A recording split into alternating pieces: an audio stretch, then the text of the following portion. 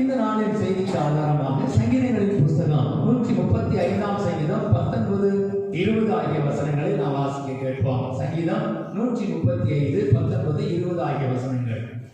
இஸ்ரவேல் குடும்பத்தாரே கர்த்தரை ஸ்தோத்திரியுங்கள், ஆரோன் குடும்பத்தாரே கர்த்தரை ஸ்தோத்திரியுங்கள், லேவி குடும்பத்தாரே கர்த்தரை ஸ்தோத்திரியுங்கள், கர்த்தருக்கு பயந்தவர்களே கர்த்தரை ஸ்தோத்திரியுங்கள். அல்லேலூயா, அல்லேலூயா.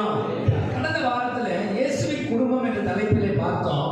இது இயேசுவின் குடும்பத்துக்குள்ள என்னதான் இருக்கும், இயேசுவின் குடும்பம் எப்படிப்பட்டதா இருக்க வேண்டும் என்று இயேசு கிறிஸ்து விரும்புகிறார். நம்முடைய பிதாவாகிய தேவனுடைய சமூகத்திலே வருகிற ஒவ்வொரு குடும்பமும் ஒரு விசேஷமானது, தேவனாலே விசேஷமாய் பார்க்கப்படுகிறது.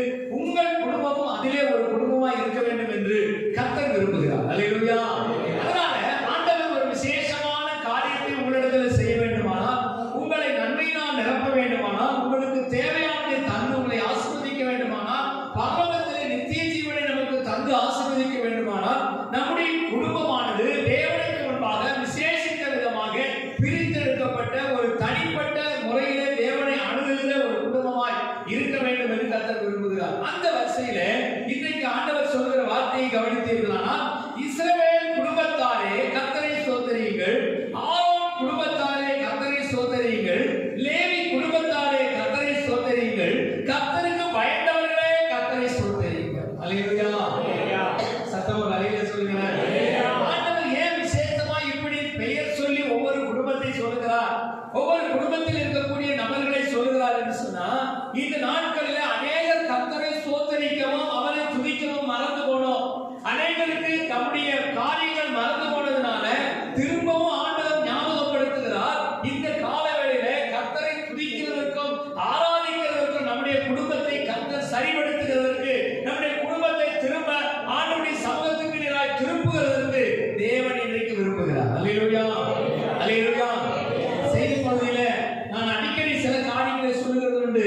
அநேகர் ஆண்டவரை ஆராதிக்கவும் ஆண்டவரை தொழுது கொள்ளவும் சபைக்கு வரும்போது மட்டும்தான் ஆண்டவருக்கு நேரம் கொடுக்கிறார்கள். இது மட்டும் இல்லாம வீட்டிலேயும் நம்முடைய குடும்ப ஜெபத்திலேயும் ஆண்டவரை துதிக்கிறதற்கும் ஆராதிக்கிறதுக்கு நேரம் கொடுக்கிறது இல்லை. அல்லேலூயா. எப்படி ஜெபம் பண்றோம்? எழுப்புறவுடனே ஒரு சின்ன ஜெபம், தூங்கும் போது ஒரு சின்ன ஜெபம், அவ்வளவுதான். வீட்டுல பாடல் பாடி கர்த்தரை துதித்து ஆராதிக்கிற பழக்கம் நம்மிடத்துல இல்லை. நம்மிடத்துல ஆண்டவரை ஆராதிக்கிற, அவரை ஸ்தோத்திரிக்கிற பழக்கம் இல்லை. அதனாலதான் ஆண்டவராயிருக்கிற கர்த்தர் நமக்கு சொல்லுகிறார், இதோ இஸ்ரவேல் குடும்பத்தாரே கர்த்தரை ஸ்தோத்திரியுங்கள், ஆரோன் குடும்பத்தாரே கர்த்தரை ஸ்தோத்திரியுங்கள், லேவி குடும்பத்தாரே கர்த்தரை ஸ்தோத்திரியுங்கள். ஏன் ஆண்டவர் இப்படி சொல்லணும்? ஆண்டவர் ஏன் ஒவ்வொரு குடும்பத்தை நோக்கி இந்த வார்த்தையை சொல்லுகிறார் என்று சொன்னால், குடும்பமாய் தேவனை ஆராதிக்கிற ஒரு தேவ மனிதனுடைய வீட்டை கர்த்தர் ஆசீர்வதிக்க முடியும். நாம் சங்கீதங்களிலே வாசிக்கும் பொழுது, இதோ கர்த்தருக்கு பயப்படுகிற மனுஷன் இவ்விதமாய் ஆசீர்வதிக்கப்படுவான். எவ்விதமாய் ஆசீர்வதிக்கப்படுவான்? அவன் சீயோனிலிருந்து கர்த்தர் அவனை ஆசீர்வதிக்கிறார். அவன் பிள்ளைகளையும் இஸ்ரவேலுக்கு உண்டாகும் சமாதானத்தையும் காண்பான் என்று சொல்லி வேதத்திலே வாசிக்கிறோம். அல்லேலூயா. சத்தமாக அல்லேலூயா சொல்லுகிறேன்.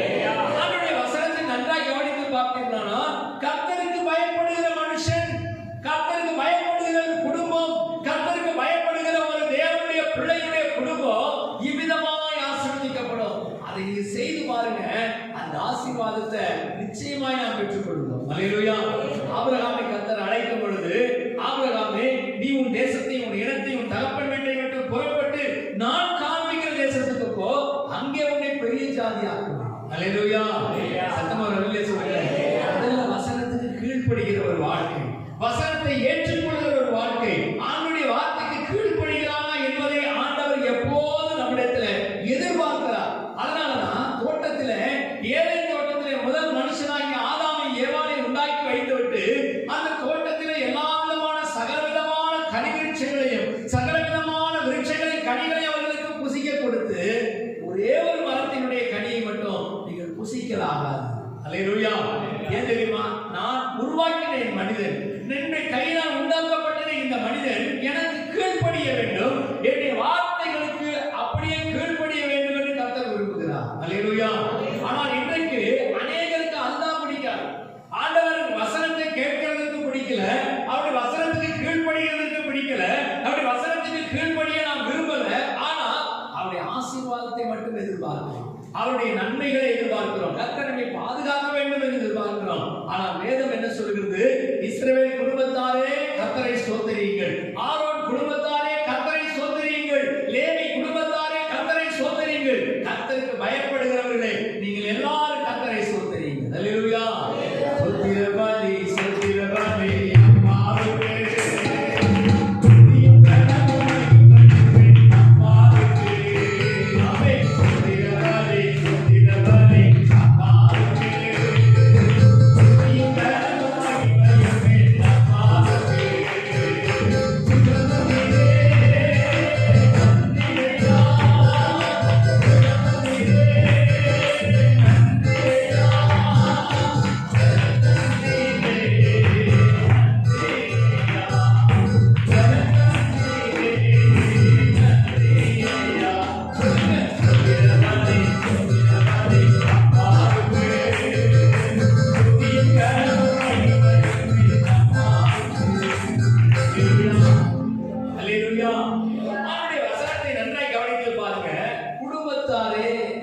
இஸ்ரவேல் குடும்பத்தாரே, ஆரோன் குடும்பத்தாரே, லேவி குடும்பத்தாரே என்று குடும்பமாய் கர்த்தரை துதிக்க வேண்டும் என்று தேவன் விரும்புகிறார். இன்றைக்கு அநேக வீடுகளில் குடும்பமாய் கர்த்தரை துதிக்கிறது இல்லை. யாரோ ஒருவர் பாடட்டும், யாரோ ஒருவர் ஜெபிக்கட்டும், யாரோ ஒருவர் கர்த்தரை தேடட்டும் என்ற நிலையில் இருக்கிறோம். ஆண்டவர் இன்றைக்கு அதை நம்முடைய சமூகத்தில் வந்து குடும்பமாய் அமர்ந்து தேவனை துதிக்க வேண்டும் என்று கர்த்தர் விரும்புகிறார். ஏன் தெரியுமா? ஏசாயா தீர்க்கதரிசன புஸ்தகம் 43ஆம் அதிகாரம் 21ஆம் வசனம் இப்படி சொல்லுகிறது. ஏசாயா 43:21 வாசிக்கிறோம். இந்த ஜனத்தை எனக்கென்று ஏற்படுத்தினேன், இவர்கள் என் துதியை சொல்லி வருவார்கள். அல்லேலூயா. இந்த ஜனத்தை எனக்கென்று ஏற்படுத்தினேன், இவர்கள் என் துதியை சொல்லி வருவார்கள். அல்லேலூயா. ஏன் ஆண்டவர் இந்த வசனத்தை சொல்லுகிறார் தெரியுமா? இந்த ஜனத்தை எனக்காகத்தான் நான் உருவாக்கினேன். இந்த உலகத்தில் எத்தனையோ ஜனங்கள் இருக்கிறாங்க, எத்தனையோ ஜாதி மக்கள் இருக்கிறாங்க, எத்தனையோ வாசைக்காரர்கள் இருக்கிறாங்க. அவர்கள் மத்தியிலிருந்து தேவன் நம்மை பிரித்தெடுத்து விசேஷித்த விதமாக தேவனுக்கென்று பிரித்தெடுக்கப்பட்ட குடும்பமாய், கர்த்தராலே ஆசீர்வதிக்கப்படுகிறதற்கு அழைக்கப்பட்ட குடும்பமாய் நாம் அழைக்கப்பட்டது உண்மையானால் எதற்காக நம்மை அழைத்தார், எதற்காக நம்மை ஏற்படுத்தினார் என்பதை நாம் அறிந்திருக்க வேண்டும். இந்த ஜனத்தை எனக்கென்று ஏற்படுத்தினேன், இவர்கள் என் துதியை சொல்லி வருவார். அல்லேலூயா. நாம் உண்டாக்கப்பட்டதுடைய நோக்கம், நாம் உருவாக்கப்பட்டதுடைய நோக்கம் கர்த்தரை துதிக்கிறதற்காக, கர்த்தரை ஆராதிக்கிறதற்காக, கர்த்தரை மகிமைப்படுத்துகிறதற்காக. உலக மனிதர்கள் கர்த்தரை ஆராதிக்காமல் போகலாம், மற்றவர்கள் கர்த்தரை துதிக்காமல் போகலாம். ஆனால் ஆண்டவர் சொல்லுகிறார், இந்த ஜனத்தை எனக்காகத்தான் நான் ஏற்படுத்தினேன், இவர்கள் என் துதியை சொல்லி வருவார்கள். எவ்வளவு நம்பிக்கை பாருங்க. நம்மை ஆண்டவர் பிரித்தெடுத்ததுடைய நோக்கம், நம்முடைய குடும்பத்தை, நம்முடைய பிள்ளைகள், நம்முடைய குடும்பம், கணவன் மனைவியா நம்மை உருவாக்கி நம்மை ஒரு குடும்பமாய் ஏற்படுத்தி பிரித்தெடுத்ததுடைய நோக்கமே அவரை துதிக்கிறது தான். அல்லேலூயா. ஆனா இன்றைக்கு அநேகர் என்ன நினைக்கிறோம்? நாம் கிறிஸ்தவர்களா ஏதோ மாறிவிட்டோம், ஏதோ நாம் ஆண்டவரை ஏற்றுக்கொண்டு விட்டோம், ஏதோ நம்ம சபைக்கு வந்துட்டோம், அதனாலதான் நம்ம ஆண்டவரை ஆராதிக்க வேண்டியது இருக்குது. அப்படி இல்ல. உங்க மேல, என் மேல ஒரு தேவ நோக்கம் வைக்கப்பட்டிருக்கு. அல்லேலூயா. நாம் உண்டாக்கப்படுகிறதற்கு முன்பாகவே, உருவாக்கப்படுகிறதற்கு முன்பாகவே தேவனுடைய கண்கள் நம்முடைய கருவை கண்டது. அல்லேலூயா. சங்கீதக்காரர் சொல்லும் பொழுது, என் தாயின் கர்ப்பத்தில் நான் உருவாகுமே உம்முடைய கண்கள் என்னை கண்டது. எதற்காக தெரியுமா? இந்த மனுஷன் என்னை துதிக்க வரப்போகிறான். அல்லேலூயா. இந்த மனுஷன் இந்த பூமிக்குள்ள வரும் பொழுது, இந்த பூமியிலே பிரவேசிக்கிற பொழுது என்னை துதிக்கிற மகனாக, துதிக்கிற மகனாக இந்த பூமியில வாழ்வான் என்று சொல்லி நம்ம மேல அவருடைய கண்கள் வைக்கப்பட்டிருக்கிறது. அல்லேலூயா. நாம் அவரை துதிக்காமல் இருந்து, அவரை ஆராதிக்காமல் இருந்து, அவரை மகிமைப்படுத்தாமல் இருந்து அவருடைய இருதயத்தை எவ்வளவு துக்கப்படுத்தி இருக்கிறோம், அவருடைய எதிர்பார்ப்பை எவ்வளவாய் நாம் அசட்டை பண்ணி இருக்கிறோம். யோசித்து பாருங்க. கர்த்தரை துதிக்கிறதுக்கும் கர்த்தரை ஆராதிக்கிறதுக்கும் அழைக்கப்பட்ட ஜனம்.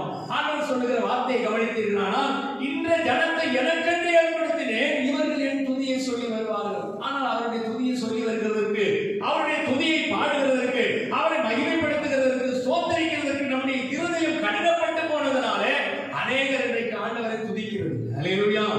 ஏன் அப்படி ஆண்டவரை துதிக்கணும்? சங்கீதம் 100ஆம் சங்கீதம் 4வது வசனத்தில் வாசிப்போமானால், 100ஆம் சங்கீதம் 4வது வசனத்தை வாசிப்போம். அவர் வாசல்களின் துதியோடும் அவர் பிரகாரங்களின் புகழ்ச்சியோடும் பிரவேசித்து அவரை துதித்து அவருடைய நாமத்தை ஸ்தோத்திரியுங்கள். அல்லேலூயா. அவருடைய வாசலுக்குள்ள வரும் பொழுது, அவருடைய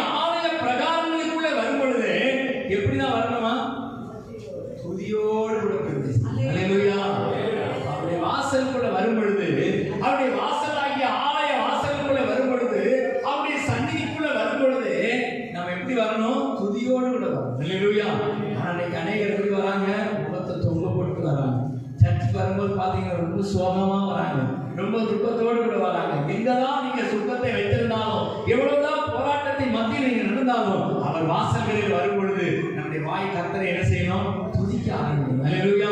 அதனாலதான் ஆராதனை நேரங்கள்ல ஆராதனை முடிஞ்சு ஆரம்பிச்ச பிறகு வர்றது நல்ல பழக்கம் அல்ல. ஆராதனை ஆரம்பிக்கிறதுக்கு முன்பாகவே 6 மணிக்கு ஆராதனை அப்படின்னு சொன்னா 5:50க்கோ 5:45க்கோ வந்து இங்க உட்கார்ந்து சூத்திரம் பண்ணுகிறது, துதிக்கிறது ஒரு மகிமையான ஒரு அனுபவம். அல்லேலூயா. செஞ்சு பாருங்க, உங்க வாழ்க்கையில அதை பழகி பாருங்க. ஆண்டவரே, நான் இனிமேல் ஆராதனை நேரத்துல ஆராதனைக்கு முன்பாகவே வந்து உம்மை ஸ்தோத்திரிக்க போகிறேன், துதிக்க போகிறேன், எனக்கு கிருபை தாரும் என்று கேட்டு பாருங்க. நிச்சயமா கர்த்தர் நமக்கு உதவி செய்வார். அல்லேலூயா. நம்ம நினைக்க தெரியுமா?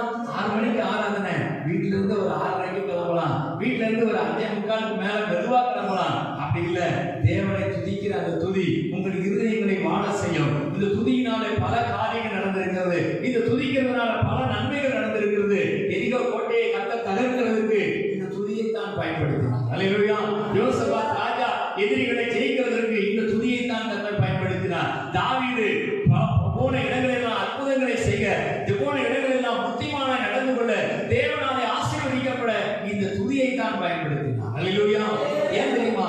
இந்த துதிக்குள்ள ஒரு பெரிய விஷயம் இருக்குது, ஒரு ரகசியம் இருக்குது. நம்ம எந்த இடத்துல போய் துதிக்கிறோமோ, ஒரு வீட்டுக்குள்ள துதித்தாலும், ஒரு கட்டிடத்துக்குள்ள துதித்தாலும், நம்ம ஒரு தெருவுல துதித்தாலும், அந்த துதிகளின் மத்தியில வாசம் பண்ணுகிற கர்த்தர் அங்கே இறங்கி வருகிறார். அல்லேலூயா.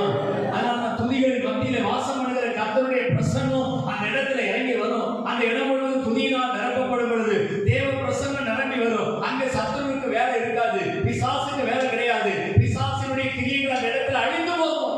நாங்க அடிக்கடி சொல்லுவோம், சில வீடுகளுக்கு வரும்போது வீட்டுல எப்போதும் கர்த்தரை துதிக்கிற துதியும் பாடலும் ஒழித்துக் கொண்டிருக்கிறோம். நீங்க பாட மாட்டீங்க, உங்களுக்கு பாட முடியாது. அதனால என்ன செய்யுங்க? ஒரு கேசட்லயோ இல்ல ஒரு சிடி பிளேயர்லயோ இல்ல செல்போன்லயோ ஆண்டவரை துதிக்கிற பாடல்களை ஒளிபரப்புங்க.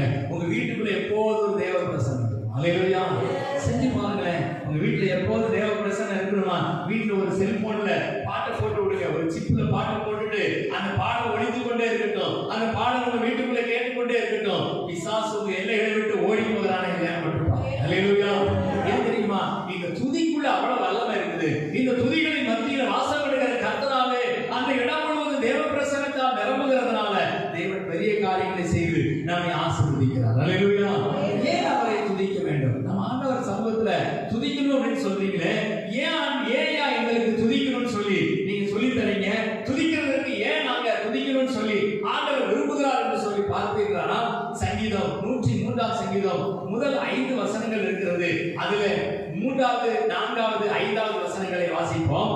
சங்கீதம் 103ல 3, 4, 5 ஆகிய வசனங்கள். அவர் உன் அக்கிரமங்களை எல்லாம் மன்னித்து, உன் நோய்களை எல்லாம் குணமாக்கி, உன் பிராணனை அழிவுக்கு விலக்கி மீட்டு, உன்னை கிருபையினாலும் இரக்கங்களினாலும் முடிசூட்டி, நன்மையினால் உன் வாயை திருப்தியாக்குகிறார். பழையதுக்கு சமானமாய் உன் வயது திரும்ப வார வயது போலாகிறது. அல்லேலூயா. இங்க நான் வாசிக்கிறோம், அவர் உன் அக்கிரமங்களை எல்லாம் மன்னித்து, உன் நோய்களை எல்லாம் குணமாக்கி, உன்னை அழிவுக்கு விலக்கி மீட்டு, தீங்கு துக்கப்படுத்தாதபடிக்கு இதுவரையில் நம்மை பாதுகாத்தார். அல்லேலூயா. ஆண்டவரை துதிக்கணும் அப்படின்னு சொன்னா முதல்ல நம்ம நினைக்க வேண்டிய ஒரு காரியம், முதல்ல ஆண்டவரை அக்கிரமத்தை மன்னித்தார், என் பாவத்தை மன்னித்தார், என் மீறல்களை மன்னித்தார், என்னை அழிவுக்கு விலக்கி மீட்டார், என்னை தேவன் பாதுகாத்தார், பாவ சாபத்தின் அடிமைத்தனத்திலிருந்து விடுதலை ஆக்கினார் நினைச்சாலே போதும், ஆட்டோமேட்டிக்கா நம்முடைய இருதயம் துதிக்க ஆரம்பிக்கும். அல்லேலூயா.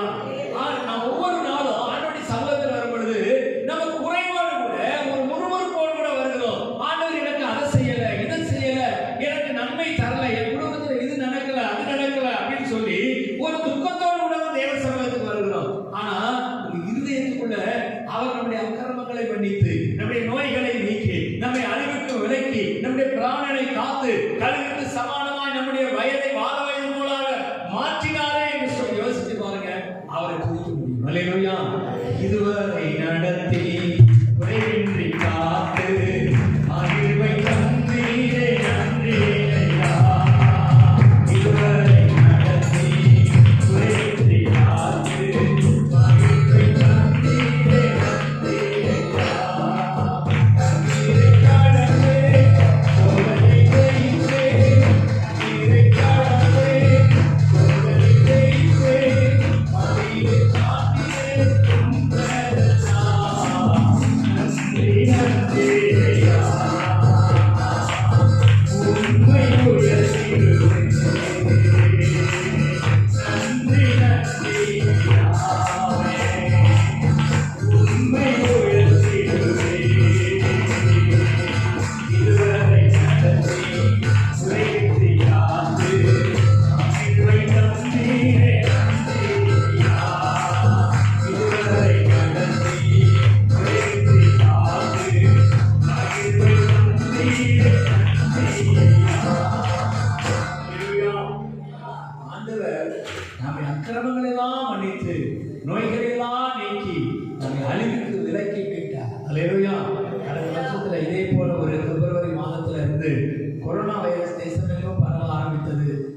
நம்முடைய நாட்டுக்குள்ள இந்தியாவுக்குள்ள கொரோனா வைரஸ் அங்கேயும் இங்கேயும் பரவுகிறது என்று சொல்லி கேள்விப்பட்டு கொண்டே இருந்தோம். மார்ச் மாசம் வந்துச்சு. மார்ச் மாசத்துல ஒரு லாக்டவுன் வந்துருச்சு. எல்லா இடங்களிலும் கொரோனா தீவிரமாய் பரவிச்சு. எல்லாரும் என்ன சொன்னாங்க, இன்னும் ஒரு மாசத்துல முடிஞ்சிடும், இன்னும் 10 நாள்ல முடிஞ்சிடும், இன்னும் ஒரு வாரத்துல முடிஞ்சிடும், இன்னும் 2 நாள்ல முடிஞ்சிடும் சொல்லி விஞ்ஞானிகள் சொன்னாங்க, மருத்துவர்கள் சொன்னாங்க. ஆனா இந்த வருஷம் வரைக்கும் அது தொடர்ந்து கொண்டிருக்கிறது. ஹல்லேலூயா. இன்னும் ஒரு லாக்டவுன் வருவதற்கான வாய்ப்பு இருக்கிறதாக சொல்லுகிறாங்க. இன்னைக்கு பெரிய பெரிய நாடுகள், அமெரிக்கா போன்ற பெரிய பெரிய நாடுகள் தான் இந்த வைரஸ் தாக்கத்திலிருந்து இன்னும் மீளவே இல்லை, இன்னும் வெளிவிடவே இல்லை. காரணம் என்ன தெரியுமா? இன்னும் ஜனங்களுக்குள்ள தெய்வ பயம் வரல. ஹல்லேலூயா. கர்த்தரை துதிக்கிற துதி அவருடைய வாயில வரல. என் தேவன் என்னை பாதுகாக்கிறவன் என்ற எண்ணம் வரல. இவ்வளவு போராட்டம் வந்த போதும், இவ்வளவு பிரச்சனைகள் வந்த போதும், இவ்வளவு பாடுகள் வந்த போதும், உபத்திரவங்கள் வந்த போதும் கர்த்தரை தேடுகிறதுக்கு அவருடைய இருதயம் இன்னும் திரும்பல. ஹல்லேலூயா. கர்த்தர் எதிர்பார்த்த காரியம் என்ன தெரியுமா? இப்படிப்பட்ட ஒரு கொள்ளை நோய் தேசத்தில் உண்டாகும் போது, இப்படிப்பட்ட ஒரு கொள்ளை நோயினால தேசம் பாதிக்கப்படுகிற பொழுது தேவ ஜனங்களும் மற்ற ஜனங்களும் கர்த்தரை நோக்கி கூப்பிடுவார்கள் நினைச்சாங்க. ஆனா இவங்க யாரை நோக்கி கூப்பிடுறாங்க? அரசாங்கத்தை நோக்கி கூப்பிடுறாங்க. ஹல்லேலூயா. உதவி கிடைக்குமா, நிவாரணம் கிடைக்குமான ஆண்டவரை விட்டுட்டு அரசாங்கத்தை நோக்கி கூப்பிட ஆரம்பித்தார்கள். ஆனா அரசாங்கம் எவ்வளவு நாள் செய்யும்? எவ்வளவு நாள் உதவி செய்ய முடியும்? பரலோகத்தின் தேவன் இதை பார்த்து விசனமுள்ளவராய் மாறி மீண்டும் ஒரு கொரோனாவை, மீண்டும் ஒரு கொள்ளை நோயை தேசத்தில் அனுப்பி கொண்டிருக்கிறார். நான் இந்த காலத்தில் மனம் திரும்பி கர்த்தரை துதிக்க நம்முடைய இருதயத்தை ஒப்புக் கொடுப்போமானால், கர்த்தரை துதிக்க, ஆண்டவரே என்னை அழிவுக்கு விலக்கி மீட்டீரே, என் பிராணனை காத்தீரே, ஆண்டவரே நான் குழியில் இறங்காதபடிக்கு என்னை பாதுகாத்தீரே, ஆண்டவரே நான் மௌனத்தில் வாசம் பண்ணி இருக்க வேண்டும். நான் இந்த நாட்களில் போன வருஷத்தில் எனக்கு இந்த வைரஸ் பாதிப்பு வந்திருந்ததானா நானும் என் குடும்பமும் அழிந்து போய் இருக்க வேண்டும். ஆனால் அந்த அழிவிலிருந்து எங்களை மீட்டு பாதுகாத்தீரே என்று சொல்லி ஆண்டவருக்கு நன்றி சொல்றோம். ஹல்லேலூயா. அந்த நன்றி நிறைந்த இருதயம் உள்ள குடும்பமாய், நன்றி சொல்லுகிற குடும்பமாய், துதிக்கிற ஒரு குடும்பமாய், ஆராதிக்கிற ஒரு குடும்பமாய் ஏன் நம்முடைய குடும்பம் மாறக்கூடாது? இரண்டாவதாக ஏன் துதிக்க வேண்டும்? உபாகமத்தின் புஸ்தகம் 8ஆம் அதிகாரம் 17, 18 ஆகிய வசனங்களில் வாசிக்கிறோம். உபாகமம் 8ஆம் அதிகாரம் 17, 18 ஆகிய வசனங்கள். என் சாமர்த்தியமும் என் கைபலனும் இந்த ஐஸ்வரியத்தை எனக்கு சம்பாதித்தது என்று நீ உன் இருதயத்தில் சொல்லிக் கொள்ளாமலும் இருக்க எச்சரிக்கையாய் இருந்து உன் தேவனாகிய கர்த்தரை நினைப்பாயாக. அவரே உன் பிதாக்களுக்கு ஆணையிட்டு கொடுத்த தம்முடைய உடன்படிக்கையை உறுதிப்படுத்தும்படிக்கு இந்நாளில் உனக்கு உண்டாயிருக்கிறது போல ஐஸ்வரியத்தை சம்பாதிக்கிறதுக்கான பலனை உனக்கு கொடுக்கிறவர். அல்லேலூயா. சத்தமரத்திலே சொல்லுங்க, என்னுடைய சாமர்த்தியமும் என் கைப்பலனும் இதை சம்பாதித்தது என்று சொல்லாதபடி எச்சரிக்கையாய் இருந்து. பாருங்க, ஆண்டவருடைய வசனத்தில் நன்றாய் கவனித்து பாருங்க. சில இடங்களில் தான் ஆண்டவர் எச்சரிக்கை, மறுபடியும் மறுபடியும் சொல்லுகிறேன் என்று, மெய்யாகவே மெய்யாகவே என்று சொல்லுகிறேன் என்று சொல்லுவாரு. அப்படி சொல்லப்பட்ட வசனத்தில் ஒன்றுதான், என் சாமர்த்தியம் என் கைப்பலனும் இதை சம்பாதித்தது. என் சாமர்த்தியத்தினால, என்னுடைய ஞானத்தினால, என் அறிவினால் நான் இதை சம்பாதித்து விட்டேன், என் கை பலனினால் நான் இவ்வளவெல்லாம் செய்து விட்டேன் என்று சொல்லி நீ சொல்லாதபடி எச்சரிக்கையாக. ஏன் தெரியுமா? ஆண்டவர் எதற்காக இதை தந்தாரா? உன் தேவனாகிய கர்த்தரை நினைப்பாயாக. அவரே உன் பிதாக்களுக்கு ஆணையிட்டு கொடுத்த தம்முடைய உடன்படிக்கையை உறுதிப்படுத்தும்படி இந்நாளில் உனக்கு உண்டாயிருக்கிறது ஐஸ்வரியத்தை சம்பாதிக்கிறதுக்கான பலனை உனக்கு தந்தார். அல்லேலூயா. கர்த்தர் தான் நமக்கு பலனை தந்தார். இந்த ஐஸ்வரியத்தையும் இந்த சம்பாத்தியத்தையும் தருகிறவர் நம்முடைய கர்த்தர் தான். ஆண்டவர் தான் இதை தந்தார். அல்லேலூயா. முதல் மனிதர்களாகிய ஆதாமும் ஏவாளும் நிலத்தில் வேலை செய்தார். ஏன் நிலத்தில் அவங்க வேலை செய்யணும்? ஆண்டவர் அவர்களுக்கு சாபம் கொடுத்தார். என்ன சாபம்? இந்த பூமியில நீங்கள் நிலத்தில் வேர்வை சிந்தினால் மட்டும்தான் நீ சாப்பிட முடியும். இதுவரைக்கும் நீ ஏதேன் தோட்டத்தில் இருக்கும் போது நீ ஒண்ணுமே செய்ய வேண்டாம். நீ என்ன செய்யலாம்? ஜாலியா அந்த தோட்டத்துக்குள்ள உலாவி கொண்டிருக்கலாம், கர்த்தரோடு கூட பேசிக் கொண்டிருக்கலாம். உனக்கு எல்லாமே தானா கிடைச்சது. ஆனா தானா கிடைச்சா நமக்கு இலவசமா கிடைச்சா அதுக்கு என்ன இல்லை? மதிப்பு இல்லாதது போல அவன் இலவசமா கிடைச்சதை விட்டுட்டு வெளியில போய் வேலை செய்ய ஆரம்பித்தான். வேலை செய்து அவன் சம்பாதித்து தன்னுடைய குடும்பத்தை நடத்த வேண்டும், தன் குடும்பத்தை போஷிக்க வேண்டும் என்ற கட்டாயத்துக்கு உள்ளாக்கப்பட்டான். அந்த சூழலில் அவர்களுக்கு 2 பிள்ளைகள் இருந்தார்கள், காயின், ஆபேல் என்ற 2 பேர். 2 பேரும் அவர்கள் ஒவ்வொரு வேலையை செய்தார்கள். ஒருவன் ஆடுகளை மேய்க்கிறவனானால், இன்னொருவன் இந்த ஆடுகளை மேய்க்கிறவனுக்கு தெரியும், நான் ஆடுகளை நல்லா மேய்த்ததுனால இது கிடைக்கல, நான் ஆடுகளை நல்லா ஒழுங்காய் மேய்க்கிறதுனால எனக்கு இவ்வளவு ஆடுகள் பெருகல, இதையெல்லாம் பெருக செய்கிறவர் தேவனே. அல்லேலூயா. சத்தமா அல்லேலூயா சொல்றேன். ஆனா அந்த நிலத்துல வேலை செஞ்சவன் என்ன யோசிச்சா தெரியுமா? நான் தினந்தோறும் காலையில் எழும்பி வந்து தண்ணீர் பாய்ச்சுகிறேன், உரம் போடுகிறேன், இந்த நிலத்தை கொத்தி எரு போடுகிறேன், நிலத்தை பண்படுத்துகிறேன், அதனால நான் என்னுடைய கைப்பலனினால என்னுடைய சம்பாத்தியத்தை உண்டாக்கி கொண்டிருக்கிறேன் என்ற எண்ணத்தில் இருந்தான். அதனாலதான் ஆண்டவருக்கு அவன் காணிக்கை கொண்டு வரும் பொழுது ஆவேல் தன்னுடைய நிலத்தை தன்னுடைய மந்தையின் தலையீற்றான முதன்மையான ஒரு ஆட்டுக்குட்டியை கர்த்தருக்கு கொண்டு வந்தான். கர்த்தர் அந்த காணிக்கையை அங்கீகரித்தார். ஆனா காயின் என்ன செய்தான்? நான் சம்பாதித்தேன், கர்த்தர் தந்ததுன்னு அவன் நினைக்கல. ஆவேலுக்கு தெரியும், இவ்வளவு ஆடுகளை இந்த மந்தைகளை தந்தவர் கர்த்தர் தான், கர்த்தர் தந்ததுனால அவருக்கு நன்றி சொல்ல போறேன்னு போனான். ஆனா இவன் காயின் என்ன நினைச்சா தெரியுமா? நான் கஷ்டப்பட்டு சம்பாதிச்சேன், நான் கஷ்டப்பட்டு உழைத்தேன், வெயிலிலும் பனியிலும் குளிரிலும் நனைந்து காய்ந்து நான் சம்பாதித்த இந்த பொருளை கொண்டு போகிற இந்த மனநிலையில போனான். கர்த்தர் அவன் அங்கீகரித்தார். அல்லேலூயா. அதனால வசனம் சொல்கிறது, உங்கள் பிதாக்களுக்கு ஆணையிட்டு கொடுத்த வசனங்களை உறுதிப்படுத்தும்படி அந்த வாக்குத்தத்தங்களை நினைவு கூர்ந்து கர்த்தர் சம்பாதிக்கிறதற்கான பலனை நமக்கு தந்திருக்கார். அல்லேலூயா. சத்தமா அல்லேலூயா சொல்றேன். எவ்வளவு சம்பாதித்தாலும், எவ்வளவு பிரயாசப்பட்டாலும், எவ்வளவு உழைத்தாலும் அதற்கேற்ற பலனை கர்த்தர் தான் நமக்கு தரும். கர்த்தர் தராவிட்டால், கர்த்தர் நமக்கு கொடுக்காவிட்டால் ஒன்றையும் நாம் பெற்றுக்கொள்ள முடியாது. அல்லேலூயா. சிலர் பாருங்க, ஒரு நாள் கூட லீவு போட மாட்டாங்க, சர்ச்சைக்கு கூட வர மாட்டாங்க, ஞாயிற்றுக்கிழமை கூட லீவு கிடையாது, ஞாயிற்றுக்கிழமை கூட ஆண்டவரை தேடுறதுக்கு நேரம் கிடையாது, உழைத்து உழைத்து களைத்து கடைசியில் கொண்டு போய் ஹாஸ்பிட்டல்ல கொண்டு போய் போடுவாங்க. அல்லேலூயா. ஹாஸ்பிட்டல் டாக்டர் என்ன சொல்லுவார் தெரியுமா? போன உடனே சொல்லிடுவாங்க, இந்த டெஸ்ட் எடுக்கணும், அந்த டெஸ்ட் எடுக்கணும், இசிஜி எடுக்கணும், எக்ஸ்ரே எடுக்கணும், உங்களுக்கு ஒரு எம்ஆர்ஐ ஸ்கேன் எடுக்கணும், முழு உடம்பை பாடி செக்அப் பண்ணணும். என்னைக்காவது நான் பண்ண மாட்டேன் சார் அப்படின்னு சொல்லியிருக்கோமா? அவர் என்ன சொன்னாலும் தலையாட்டுவோம். அல்லேலூயா. அவர் எந்த சென்டருக்கு போக சொல்றாரோ, பிஎம்கேக்கு போக சொன்னாலும் அங்க போயிடுவோம், எங்க போக சொல்றாரோ அங்க போய் உடனே எல்லா டெஸ்ட் எடுத்து பார்த்தாச்சு. கடைசியில் சொல்லுவார் டாக்டர், எல்லா டெஸ்ட் பார்த்தோம், உங்க உடம்புல ஒண்ணுமே இல்லை. அல்லேலூயா.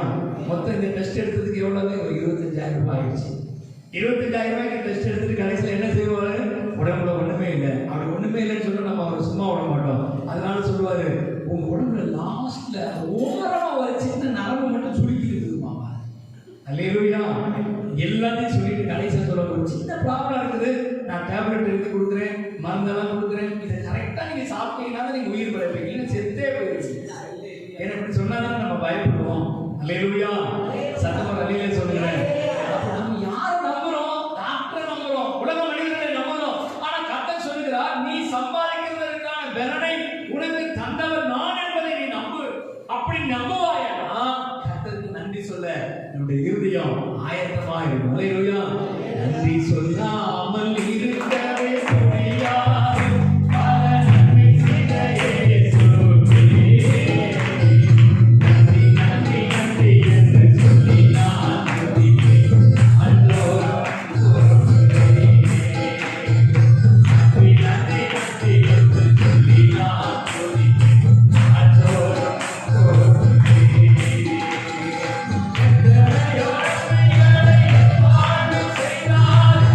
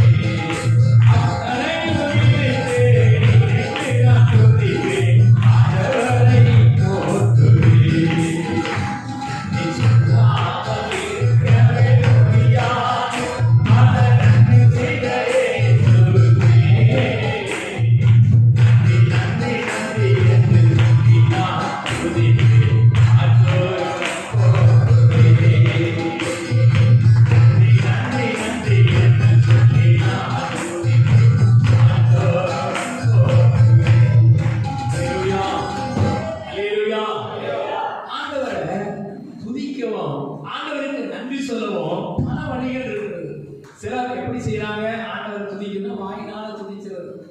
அந்த மாதிரி ஆண்டவரே நீர் செய்த நன்மைகளுக்காக கோடி நன்றி ஆண்டவரே, உங்களுக்கு கோடான கோடி நன்றி ஆண்டவரே. ஆனா ஒண்ணுமே என்ன செய்ய மாட்டாங்க, ஆண்டவருக்கு எதுவுமே கொடுக்க மாட்டாங்க. அல்லேலூயா. கொடுக்காம வாயிலே பாயாசம் காய்ச்சல், வாயிலே வடை சொல்றது, இதையும் ஆண்டவர் பார்த்துட்டே இருப்பார். சிலர் பாருங்க, விளைவின் முதல் பலனை கர்த்தருக்கு கொடுத்து தனக்கு கொடுக்கப்பட்ட ஆசீர்வாதத்தை, தனக்கு பெற்றுக்கொண்ட ஆசீர்வாதத்தை, தான் பெற்றுக்கொண்ட நன்மைகளில் ஒரு பகுதியை ஆண்டவருக்கு கொடுத்து ஆண்டவருக்கு நன்றி சொல்லுவாங்க. அல்லேலூயா. இப்பொழுது கூட இந்த வருஷத்திலேயும் அநேக தேவ பிள்ளைகள் இந்த சபையை சேர்ந்தவங்க போன் பண்ணி, பாஸ்டர் எப்போ வீட்டுக்கு வரீங்க, என்ன விஷயம் சொல்லுங்க, எங்களுக்கு இந்த வருஷத்துல நல்ல ராகியெல்லாம் விளைஞ்சிருக்குது, நான் எதிர்பார்த்ததை விட அதிகமா விளைஞ்சிருக்குது, அதனால நீங்க வந்து ஒரு மூட்டை எடுத்துட்டு போங்க. அல்லேலூயா. வந்து அநேகர் வீட்டுக்கு கொண்டு வந்தாங்க, அநேகர் வந்து எடுத்துட்டு போங்கன்னு சொன்னாங்க. இது எதை குறிக்கிறது? ஆண்டவருக்கு நான் நன்றி சொல்லணும், கர்த்தர் எனக்கு தந்தவைகளுக்கு நன்றி சொல்லணுங்கிற இருதயத்தை அவர்களுக்குள்ள கர்த்தர் வைத்தபடினால கர்த்தருக்கு அவங்க நன்றி சொல்றாங்க. அல்லேலூயா. ஆனா ஆண்டவருடைய பிள்ளைகள் ஆண்டவருடைய நாமத்தை மகிமைப்படுத்த வேண்டிய அநேகர் இன்றைக்கு ஆண்டவரை மகிமைப்படுத்தாமல் இருக்கிறதுக்கு காரணம் என்ன? நான் என்னுடைய சுய சம்பாத்தியத்தினால், என் கைப்பலனினால, என் சாமர்த்தியத்தினால் இதை சம்பாதித்தேன் என்று நினைக்கிறது. அல்லேலூயா. ஆனா வேதம் சொல்லுகிறது, அவருக்கு கொடுக்க வேண்டும், அவருடைய நாமத்தை மகிமைப்படுத்த வேண்டும், அவருடைய நாமத்தை துதிக்க வேண்டும் என்று சொன்னா கர்த்தரே இவைகளை செய்தார் என்று அவருக்கு நன்றி சொன்னா போதும். அல்லேலூயா. ஏன் அப்படி நன்றி சொல்ல வேண்டுமா? 1 தெசலோனிக்கேயர் புத்தகம் 5ஆம் அதிகாரம் 18வது வசனத்தை நாம் வாசிப்போம். 1 தெசலோனிக்கேயர் 5ஆம் அதிகாரம் 18வது வசனம்.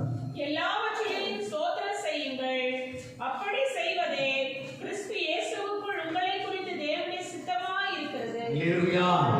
எல்லாவற்றிலும் ஸ்தோத்திரம் செய்யுங்க. அல்லேலூயா. எல்லாவற்றிலும் ஸ்தோத்திரம் பண்ணுங்க, எல்லாவற்றிலும் ஆண்டவரை துதிங்க, அப்படி செய்வதே உங்களை குறித்த தேவனுடைய சித்தமாய் இருக்கிறது.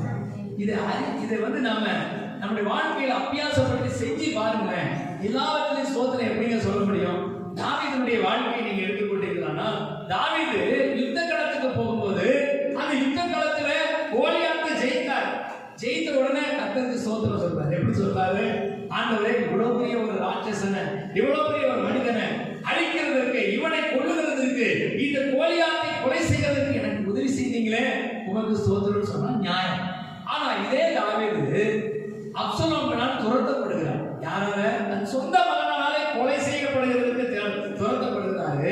போகும்போது சொல்றாரு, என்னை காக்கும் கேடகமே, என் தலையை நிமிர பண்ணுகிறவரே சொல்லி கர்த்தரை துதிக்கிறார். துன்பம் வரும்போது, போராட்டம் வரும்போது நம்மளா என்ன பண்ணிடுவோம்? முறுமுறுக்க ஆரம்பிச்சிடுவோம். ஆண்டவரே, நான் உமக்கு நன்றி சொல்லுகிறேன், உம்மை ஆராதிக்கிறேன், உங்களுடைய ஆலயத்துக்கு வருகிறேன், ஜெபிக்கிறேன், காணிக்கை கொடுக்கிறேன், ஆராதனையை மிஸ் பண்ணாம உட்கார்ந்து செய்தியெல்லாம் கேட்கிறேன். இதெல்லாம் செஞ்ச பிறகும் ஏன் ஆண்டவரே இந்த போராட்டம்? எதுக்கு ஆண்டவரே இந்த பிரச்சனை? ஆண்டவர் எதுக்காக அந்த பிரச்சனையை நமக்கு அனுமதிக்கிறார் தெரியுமா? ஏன் அந்த போராட்டத்தை அனுமதிக்கிறார் தெரியுமா? நாம் அவருடைய சமூகத்துக்கு ஓடி வருவோம் என்பதற்காக. அல்லேலூயா. இன்னைக்கு நம்மளுடைய இருதயம் எப்படி மாறிடுச்சு தெரியுமா? பிரச்சனை வந்த உடனே, போராட்டம் வந்த உடனே ஆண்டவரை விட்டு தூரமாக ஓடி போகிறோம். அது நமக்கு ஆபத்து. ஆனா ஆண்டவர் என்ன விரும்புகிறார் தெரியுமா? இந்த பிரச்சனையை அனுமதிக்கிறதுக்கு காரணம் இன்னும் அதிகமாய், இன்னும் நெருக்கமாய், இன்னும் கிட்டி சேர ஆண்டவருடைய சமூகத்துக்கு ஓடி வர என் பிள்ளை முயற்சி செய்வான் என்று நமக்கு போராட்டங்களை, பிரச்சனைகளை அனுமதிக்கிறார். அந்த பிரச்சனை வந்த உடனே கர்த்தரை நோக்கி போகும். அல்லேலூயா. அதுதான் தேவனுடைய சித்தமாய் இருக்கு. எல்லாவற்றிலும் ஸ்தோத்திரம் செலுத்துங்கள், நன்மையிலும் ஸ்தோத்திரம் செலுத்துங்கள், தீமையிலும் ஸ்தோத்திரம் செலுத்துங்கள். அல்லேலூயா. ஊழியக்காரரை புதிதாய் ஊழியத்துக்கு வந்த ஒரு சகோதரரை அழைத்துக் கொண்டு ஒரு ஊழியக்காரர் ஒரு மரித்து போன மரண வீட்டுக்கு போனார். செத்து போன செத்த வீட்டுல கூட்டிட்டு போய் அந்த வீட்டுல அவர் ஒரு பிரசங்கம் பண்ண சொன்னார். அந்த ஊழியக்காரர் ஒரு பிரசங்கம் பண்ணார் பாருங்க. காணாம ஒரு கல்யாண வீட்டுல அப்படின்னு ஆரம்பிச்சாரு. உடனே இந்த கூட்டிட்டு போன ஊழியக்காரர் பகிர்ந்து, ஐயோ, இவர் என்ன காணாம ஒரு கல்யாண வீட்டு பிரசங்கத்தை செத்த வீட்டுல வந்து பண்றாரு, மரண வீட்டுல எல்லாரும் துக்கத்தோடு இருப்பாங்களே அப்படின்னு சொன்ன உடனே அந்த ஊழியக்காரர் சொன்னார், காணாம ஒரு கல்யாண வீட்டுல ஒரு குறைவு இருந்தது. திராட்சரசம் குறைவுபட்ட போது இயேசு கிறிஸ்து வந்து அந்த குறைவை நிறைவாக்கி அவர்களை ஆசீர்வதித்தது போல இந்த வீட்டுல மரித்து போன இந்த ஐயா இந்த வீட்டை விட்டு கடந்து போகிறார், இந்த குடும்பத்தை விட்டு விலகி போகிறார். இந்த குடும்பத்தை விட்டு அவர் வேறு காரியத்துக்கு போறதுனால இந்த குடும்பத்தில் ஒரு குறைவு இருக்கிறது. இந்த குறைவையும் கர்த்தர் நிறைவாய் மாற்றுவார். அல்லேலூயா. பாருங்க, காணாமல் கல்யாண வீட்டு பிரசங்கத்தையே செத்த வீட்டுல பண்ண முடியும். எப்படி தெரியுமா? அந்த வீட்டுல ஒரு குறைவு அந்த வீட்டில் எது குறைவுபட்டதோ அந்த குறைவை நிறைவாக்க என் தேவனாலே முடியும். அல்லேலூயா. வியாதியிலே என் படுக்கை முழுவதையும் மாற்ற அவரால் முடியும். என் பலவீனத்திலே அவருடைய பலன் பூரணமாய் விளங்கும். இதுதான் விசுவாச அறிக்கை. அல்லேலூயா.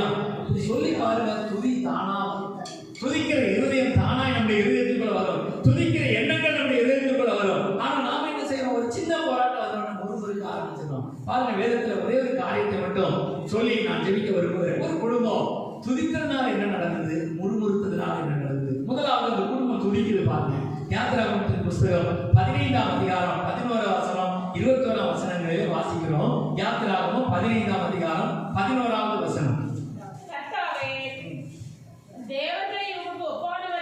கர்த்தாவே, தேவர்களில் உமக்கு ஒப்பானவர் யார்? பரிசுத்தத்தில் மகத்துவம் உள்ளவரும் துதிகளில் பயப்படத்தக்கவரும் அற்புதங்களை செய்கிறவருமாய் உமக்கு ஒப்பானவர் யார்? அல்லேலூயா.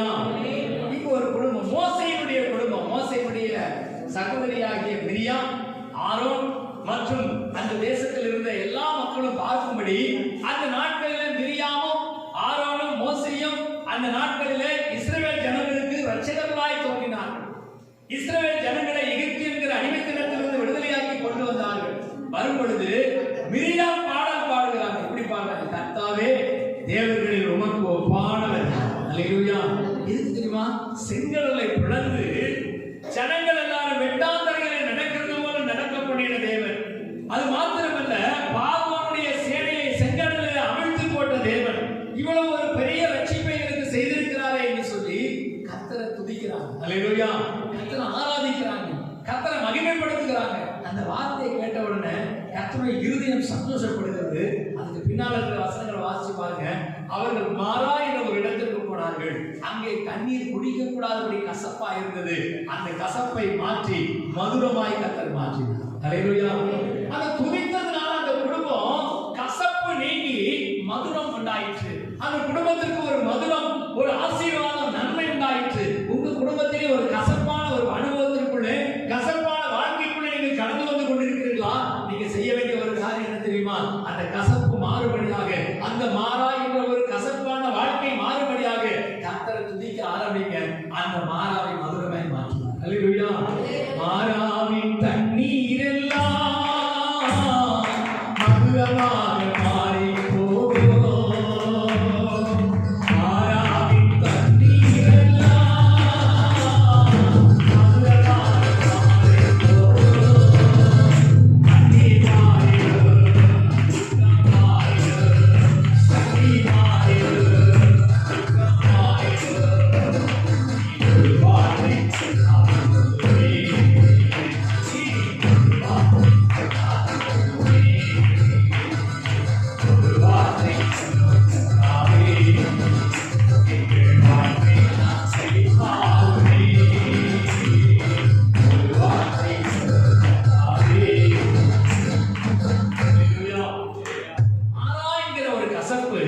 மதுரமாய் மாற காரணம் இவங்க குடும்பமா கர்த்தரை துதிக்க ஆரம்பிக்கிறாங்க.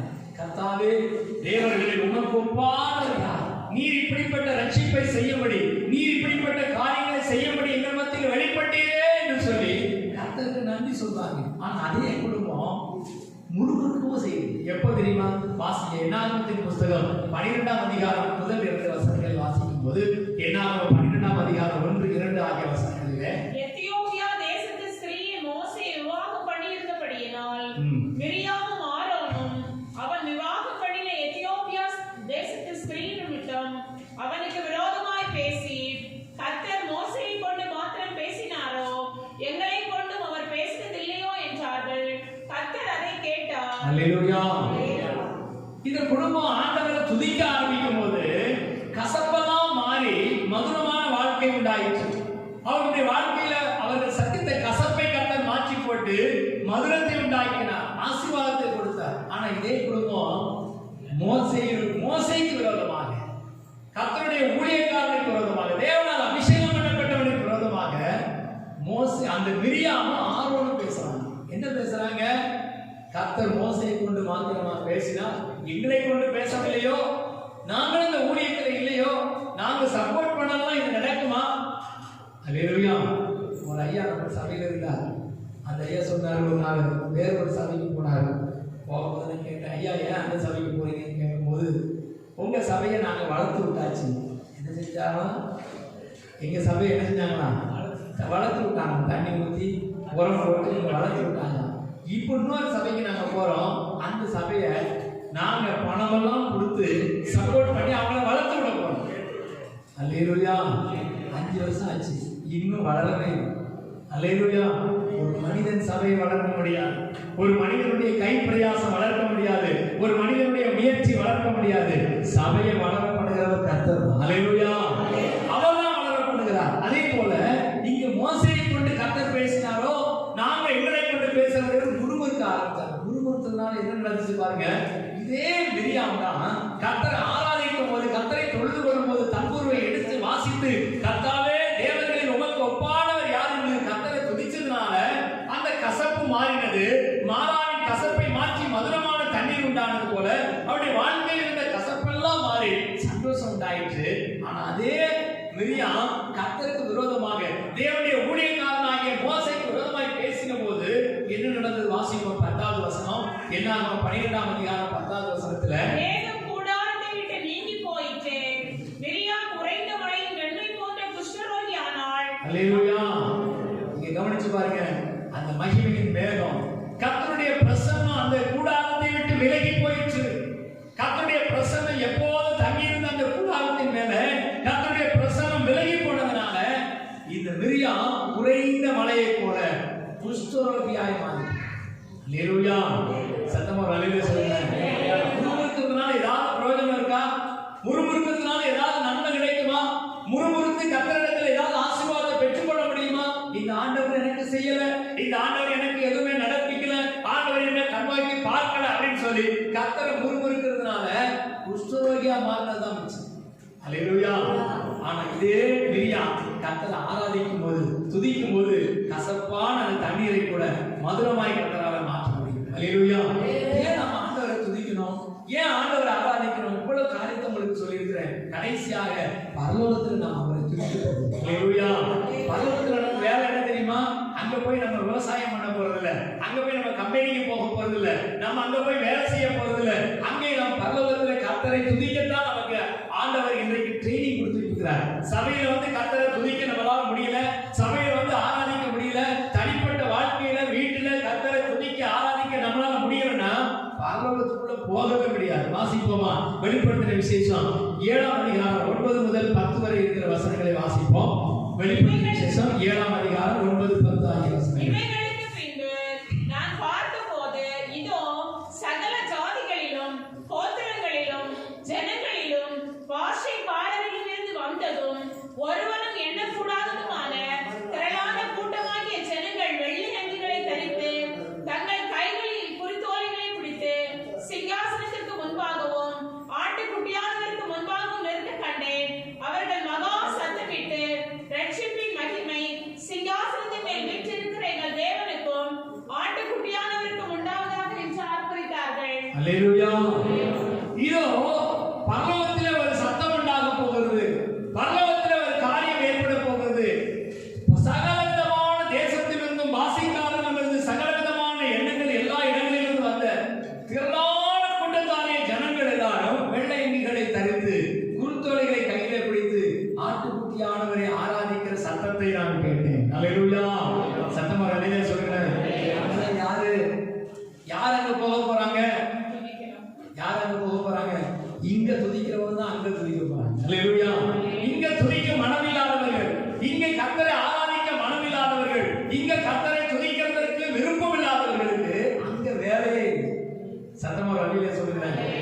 பூமியில நம்ம ஆண்டவரை துதிக்க ஆராதிக்க நம்ம ஒப்பு கொடுப்போம்னால் குடும்பமாய் தேவனை ஆராதிக்க. அதான் ஆண்டவர் சொல்றாரு, இஸ்ரவேல் குடும்பத்தாரே கர்த்தரை ஸ்தோத்திரியுங்கள், ஆரோன் குடும்பத்தாரே கர்த்தரை ஸ்தோத்திரியுங்கள், லேவி குடும்பத்தாரே கர்த்தரை ஸ்தோத்திரியுங்கள். ஏன் தெரியுமா? நாம குடும்பமாய் கர்த்தரை ஸ்தோத்திரிக்கும் போது குடும்பமாய் பரலோகத்திலேயும் போய் கர்த்தரை ஸ்தோத்திரிப்போம். அல்லேலூயா. சத்தமா அல்லேலூயா சொல்லுங்க. இயேசுவின் குடும்பம், இயேசு கிறிஸ்துவினால் ஆசீர்வதிக்கப்பட்ட குடும்பம். இயேசு கிறிஸ்து உங்கள் வீட்டுக்குள்ள வந்து உங்களுடைய நபர்களிலே உங்கள் குடும்ப உறுப்பினர்கள் ஒருவராய் இருப்பாரானால் அந்த குடும்பம் சும்மா இருக்காது, அது கர்த்தரை துதிக்கிற குடும்பமா இருக்கும். அல்லேலூயா. அதனால தான் போன வாரத்தில் செய்தியில் சொல்லும்போது இதோ வாசற்படியில் இருந்து நான் கதவை தட்டுகிறேன், ஒருவனின் சத்தத்தை கேட்டு கதவை திறந்தான், உள்ளே பிரவேசித்து அவனோடு கூட போஜனம் பண்ணுவேன், அவனும் என்னோடு கூட போஜனம் பண்ணுவான். அல்லேலூயா. ஆண்டவர் அவருடைய காரியங்களை, அவருடைய குணாதிசயங்களை நம்மோடு ஷேர் பண்ணுகிறார், நம்மோடு கூட பகிர்ந்து கொள்கிறார். ஏன் தெரியுமா?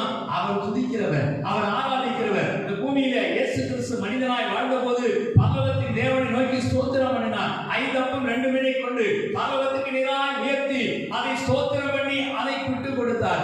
5 அப்பம் 2 மீன் மாத்திரமல்ல, குஷ்டரோகியை சுஸ்தமாக்கினார், லாசருவை வெளியே வா என்று சொன்னார். எல்லா இடத்திலும் பரலோகத்தை நோக்கி ஸ்தோத்திரம் பண்ணிதான் செஞ்சார். அல்லேலூயா. பரலோகத்தின் தேவனை ஸ்தோத்திரம் பண்ணாம எந்த காரியத்தையும் அவர் செய்யல, எந்த அற்புதத்தையும் செய்யல. உங்களுடைய வாழ்க்கையில, என்னுடைய வாழ்க்கையில, நம்முடைய வாழ்க்கையில, நம்முடைய குடும்பத்துல அற்புதங்கள் நடக்கணும்னா துதிக்க ஆரம்பிங்க. நீங்கள் தொடர்பு கொள்ள வேண்டிய எங்கள் முகவரி: இயேசு நம்மோடு சபை, எண் 54/1, இந்திரா நகர், தென்கனிக்கோட்டை. தொலைபேசி எண்கள் 9865152111, 9965157399. Our address: இயேசு நம்மோடு சபை, number 54/1, Indira Nagar, Denkanikottai. Phone numbers 9865152311, 9965157399.